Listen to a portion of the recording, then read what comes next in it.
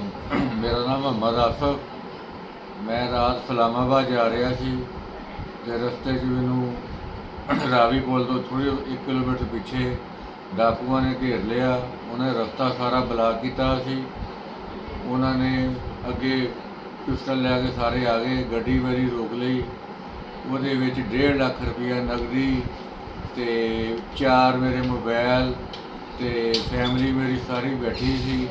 ਉਹਨਾਂ ਨੇ ਸਾਰਿਆਂ ਦੇ ਪਿਸਟਲ ਰੱਖਤੇ ਤੇ ਨਾਲ ਜ਼ੇਵਰ 4 ਅੰਗੂਠੀਆਂ ਤੇ 1 ਕੜਾ ਤੇ 1 ਚੈਨ, ਉਹ ਸਾਰਾ ਕੁਝ ਲੁੱਟ ਕੇ ਲੈ ਗਏ।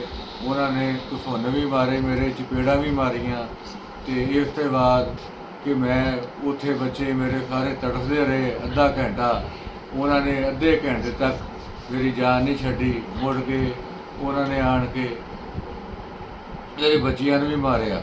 ਉਹ ਜਿਹਨੇ ਬੈਗ 3-4 ਬੈਗ ਵੀ ਲੈ ਗਏ, ਨਾਲ ਜੁਐਲਰੀ ਵਗੈਰਾ ਸਾਰਾ ਕੁਝ ਉਹ ਲੈ ਗਏ, ਲੁੱਟ ਗਏ।